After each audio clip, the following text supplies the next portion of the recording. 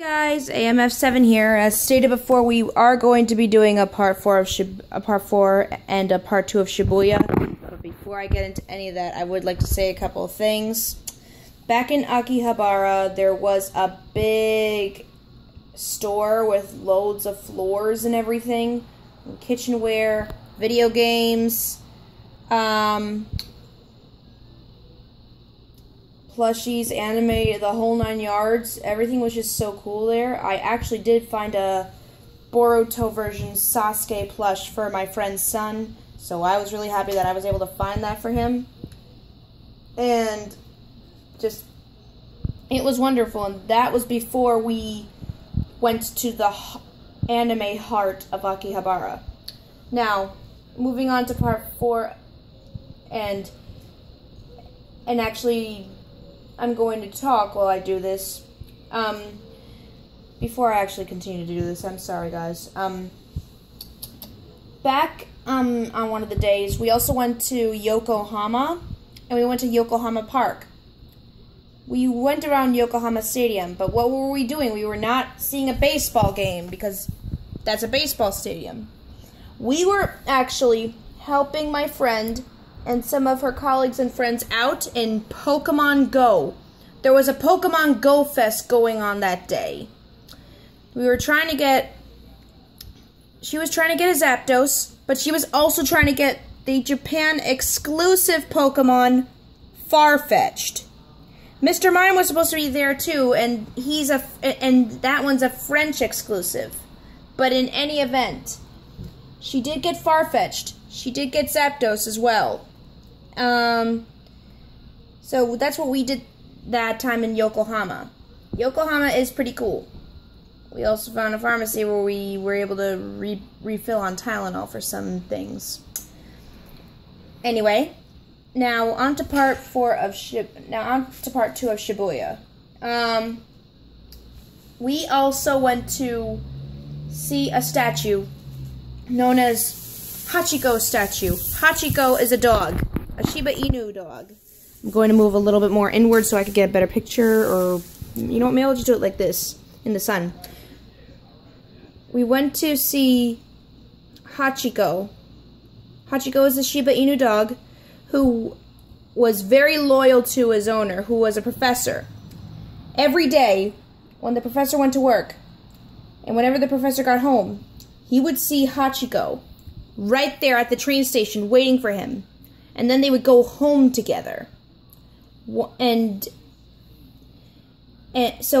then one day, Hachiko was waiting at this train station.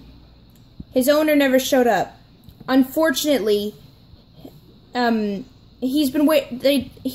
was waiting for days and days and days. Unfortunately, the owner passed away. Hachiko was apparently taken in regardless by someone else. But ever since that time that Hachiko would always wait for his owner, that just proves how loyal dogs are, and that's how he was able to get, and that's how I believe the statue came to be. It did happen about 50 years ago, so it was sort of recent. Now, for this next one, I'm also going to say we did have to wait in the rain a little bit, but we had ponchos, we had umbrellas for my friend who lives in Japan to meet up, because I had to pick up some things from him. He was a little late, but it wasn't too bad at all. He actually also showed us some really cool spots in Shibuya that we missed. My friend wanted to go to the Yuri on Ice Museum, and wouldn't you know it, my friend knew exactly where it was. It was in the Tower Records in Shibuya. And we got tickets and we treated him to something, because to the museum, because fact of the matter was, he really did a lot by showing us more and more that we missed. And honestly, my friend is such a sweetheart that it's not even funny. He's really cool. He's just awesome. And I love it. So we went to the Yuri on Ice Museum, and my friend was just going gaga for some of the things. I will show you. There are only some souvenirs that are museum exclusives. I didn't even know what the big thing was about Yuri on Ice. I mean, I took pictures. I took a picture of the Victor Nikiforov statue that was going to be released as a Kotobukiya figure in the very near future, and that was cool. And I also did one thing of business for my friend, which I'm telling you all right now, I wasn't going to be doing any business for people. I only did it for a couple of people, but yeah, they gave me the money right away. That's something that I don't do. I do not buy and wait to be paid back. That's not my rule. But anyway, these are my museum finds. I also purchased this wonderful Victor Nikiforov museum exclusive button as well, which I have no regrets about whatsoever. Then we went to, after that, we actually also went to a One Piece store, because for the whole trip, we were also trying to look for a Jinbei figure from One Piece for my friend's friend. And we were looking high and low and everything. But anyway, right by the One Piece store, there was a Jump section, a Yuri on Ice section, and an Attack on Titan section and so forth. So I was like, why not? I'll just get this little Victor plushie here. It's not much anyway. So I did it. I got this Victor plushie, and actually, just as a little jest, the store clerk wanted me to, he put in the claw machine and made me, you know, drag it down and take it out of the winning slot thing. So that's what I did. It was fun. And actually, my friend really made my other friend laugh. My friend that we met up with actually made the person who was a little protective of me laugh. Well, my friend who was a little protective of me laugh, anyway.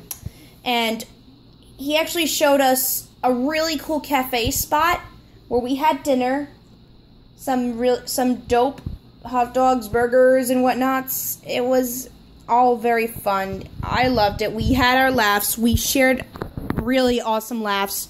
That was a great memory for me. And honestly, I have no regrets whatsoever. And we actually planned to meet a couple of days later, and we did. So this was Shibuya Part 2. Now, the next day we actually went back to Akihabara because my friend really wanted to look for that Jinbei figure, and she did find a place that had it that the friend wanted. After showing him pictures and everything, it took us quite a while to actually find the figure.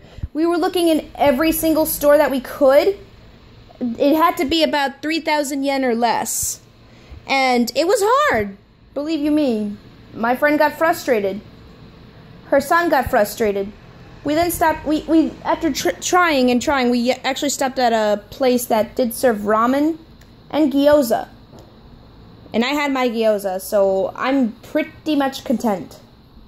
Anyway, my friend then remembered a spot where she thinks she saw the Jinbei. We went back to it. The bottom floor didn't have it. Not at all. However, she instructed me to go up to the 4th floor and see if it was there, of the building. Sure enough, I found it, I took a picture, I told her to come up to the 4th floor, and boom, it was there, we found it. After we came back down and we were getting ready to organize ourselves to get back on the train and go back to the house that we were renting in Tokyo, the Sumiri house, which was beautiful, by the way, old but beautiful, I asked if I could just take a quick look inside the store, the first store that we were at in that building, and sure enough, I decided to give myself a little reward, and that was this Victor Nikiforov Pita Nui hanging plush, and honestly, I have no regrets whatsoever. This is really cute. You can turn his head. Watch. Well, you know, if any of you know Pita Nuis, then you'll know that they can turn their heads and everything. And actually, during that day, I started watching the English dub of Yuri on Ice. And wouldn't you know it, I got hooked. I was hooked. And, like, before we knew it, I watched all 12 dubbed episodes in one day. And that was definitely something else. And now I love Yuri on Ice, just like Black Butler and other anime as well. So, we're actually going to be doing a part 5 because I'm looking at my phone right now, and it seems that I'm at 10 minutes. So, with that being said, stay tuned for part 5. It will be the last and final part. With that being said, AMF7 out.